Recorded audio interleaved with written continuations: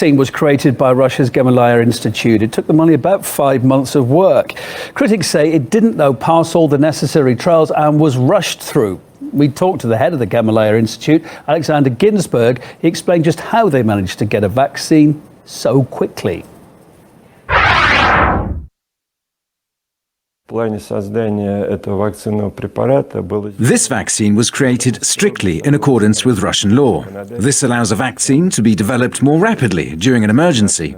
And the coronavirus pandemic is definitely an emergency. We haven't reduced the number of tests required to prove that the vaccine is safe. Rather, we are running tests in parallel. When the pandemic started, we were working on a vaccine against MERS, which is also a type of coronavirus and is more lethal than COVID-19. This research had almost completed the second phase of tests, so we had all the methodology in place. Over 3,500 people have tried this vaccine.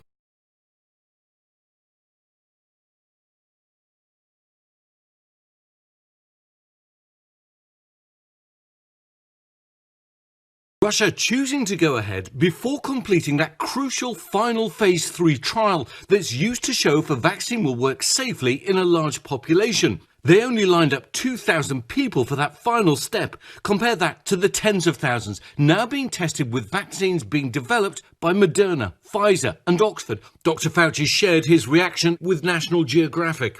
I hope that the Russians have actually definitively proven that the vaccine is safe and effective. I seriously doubt that they've done that.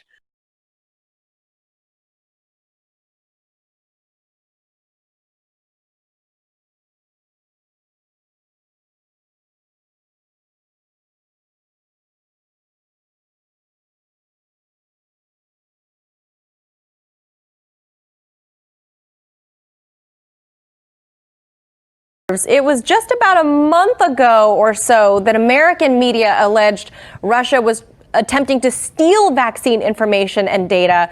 But now here the Russians are producing something that could potentially save millions of lives. Why continue this anti-Russia rhetoric? Why not take this opportunity to come together as we do in space, George, and work together for the greater good? Why not, indeed? And as you say, that's what we do in space. No one is asking whose space station it is. No one's charged for accommodation on the space station. It's crazy. This provided an opportunity for the whole world to come together and combat a pandemic that was equally deadly wherever it landed, anywhere in the world. And it may not be too late for that. Let's hope that common sense prevails and that we can all get behind this vaccine. We can distribute it to people on an affordable basis, i.e. not thousands of dollars for a shot like it would have been if it would have been an American or a British one that got to market first.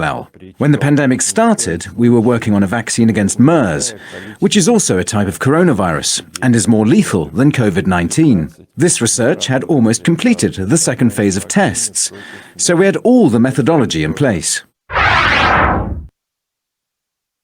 Over 3,500 people have tried this vaccine without suffering any serious side effects, just some minor ones that one gets with any type of vaccine. For example, a slight temperature, which can be relieved with a dose of paracetamol. And this will be made clear in the instructions for use. Vaccine research is conducted in many countries across the world, but the Russian and Soviet school of vaccine creation is a very serious one. At our institute, for example, we have 4 generations of scientists working together. So the knowledge we transmit is not just via papers and electronic devices, but directly from one person to another. When a young researcher comes to me, I always know which of our scientists can give them appropriate advice. Someone that's worked in the field for many, many years.